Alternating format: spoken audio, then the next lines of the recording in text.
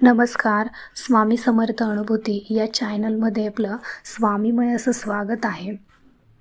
तर आज मी माझ्या स्वतःच्या म्हणजे माझ्याजवळ एक स्वामी समर्थांचं केंद्र आहे आणि दत्त जयंतीला स्वतः मी तिथे केंद्रात पारायण केलं होतं. त्याचा एक अनुभव सांगणार आहे.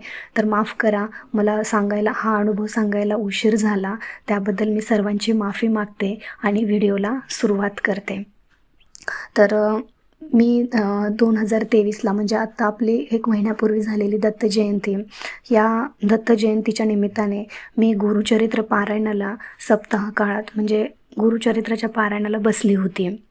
तर गुरुचरित्र पारायण केलं, पण मला अडचण आल्यामुळे म्हणजे मी 6 दिवस वाचलं, सगळ्या सेवा पण केल्या, याग केले. तर पण मला दत्त जयंतीचा जो काही उत्साह होता त्या दिवशी जाता नाही आलं. पण मी हा अनुभव सगळ्यांसमोर शेअर करते की त्या दिवशी असं झालं. दत्त जयंतीला म्हणजे उपवास होता त्या दिवशी. तर उपवासाचा प्रसाद माझ्या घरी आला. म्हणजे मी प्रसाद ग्रहण केला तो. म्हणजे मला स्वामींनी माझ्या आईच्या रूपात का होईना, माझी आई गेली होती, बहीण गेली होती केंद्रामध्ये, तर त्यांनी मला हा प्रसाद आणला, स्वामींचा हा प्रसाद आणला आणि मला तो प्रसाद खायला मिळाला. पण त्या दिवशी स्वामींनी एवढी मोठी केंद्रात प्रचिती दिली की म्हणजे जो काही हा स्वामींनी खूप मोठा अनुभव दिला. हा सगळ्यांनाच अनुभव दिलेला आहे म्हणजे थोडक्यात. तर काय आहे, मी तुम्हाला हा फोटो शेअर करते, तुम्ही तो बघून घ्या की काय आहे. आता आपण स्वामींना जे काही ताट वाढतो ते ताट अशा पद्धतीचं असतं, म्हणजे जेवणाचं ताट असतं ते अशा पद्धतीचं असतं. तर त्याच्यामध्ये शाबू, बटाट्याची भाजी आहे, तळलेले आपले वेपर्स वगैरे येतं, बटाट्याच्या पापड्या येतात, पेढा आहे, शेंगदाण्याची चिक्की आहे, भगरीचा भात आहे, राजगिऱ्याचे लाडू आहेत, शेंगदाण्याचे लाडू आहेत, बटाट्याचा शिरा आहे, त्याच्यानंतर 2 खजूर आहेत. तर असं सगळं स्वामींना नैवेद्याचं ताट ठेवलेलं होतं. तर त्या दिवशी स्वामींनी सप्ताह होता, दत्त जयंतीचा सप्ताह होता. त्या सप्ताहामध्ये स्वामींनी हा प्रसाद ग्रहण म्हणजे 10:30ची आरती होती. तर 10:30च्या आरती न होता आपण दत्त जयंती दिवशी 12:39ला आरती करतो की त्या दिवशी दत्त महाराजांचा जन्म होतो.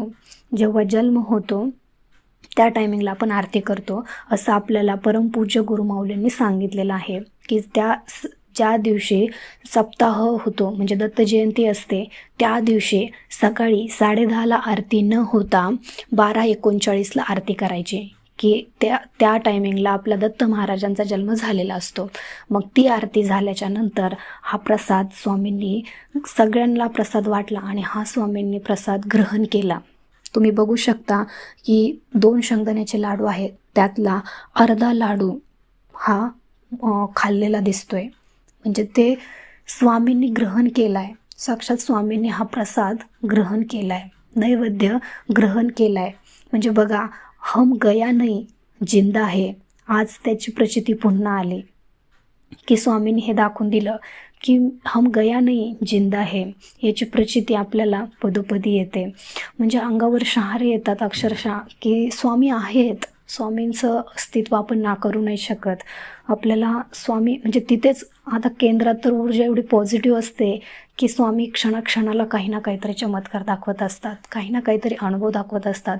फक्त ते निर्गुण रूपात आहेत म्हणून आपल्याला दिसत नाहीत, पण साक्षात स्वामी आहेत म्हणजे आहेत. कारण तुम्ही बघू शकता, हा काही खोटा अनुभव नाही आहे, हा सत्य अनुभव आहे की स्वामींनी प्रसाद ग्रहण केलेला आहे, नैवेद्य ग्रहण केलेला आहे. त्याचबरोबर दुसऱ्या दिवशी सांगता होती.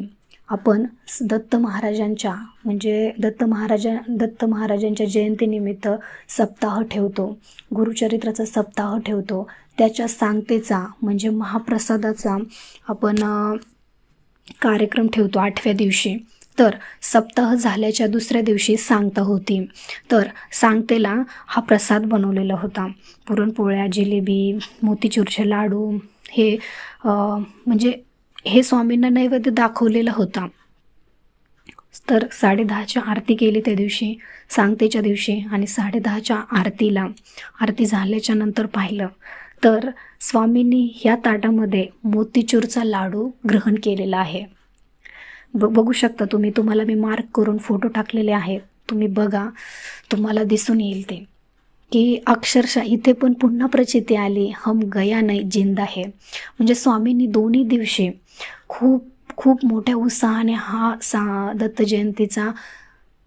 दत्त जयंती साजरी केली आणि स्वामींनी दाखवून दिलं की मी इथंच आहे. हम गया नहीं जिंदा है याची प्रचिती दोन्ही दिवशी दाखवली, सप्ताहाच्या दिवशी आणि सांगतेच्या दिवशी पण. आणि पदोपदी स्वामींना आपण रोज नैवेद्य दाखवतो संध्याकाळचा महाआरतीला, तेव्हाही स्वामी प्रचिती देतात म्हणजे देतातच. कारण स्वामी केंद्रात असतातच नाही, आपल्या मनात पण आहेत. घरी पण काहींचा नैवेद्य ग्रहण केलेला आहे स्वामींनी, पण भक्ती पण तशीच लागते, सेवा पण तशीच लागते स्वामींची, की आपल्याला त्याचा अनुभव आला पाहिजे. तर मला सांगण्याचा उद्देश एवढाच होता की स्वामींचं जे काही हे छोटे अनुभव आलेले आहेत, म्हणजे जे केंद्रामधले, मला तुम्हाला शेअर करावेसे वाटले की हां बघा, स्वामींनी हम गया नहीं जिंदा है याची प्रचिती पुन्हा दिली की स्वामी आपल्यासोबत आहेत, नक्की आहेत. तर हा छोटासा अनुभव तुम्हाला कसा वाटला मला कमेंट करून नक्की सांगा. आवडला असेल तर लाईक, शेअर आणि सबस्क्राईब करा. भेटूया अशाच एका नवीन व्हिडिओसोबत. श्री स्वामी समर्थ.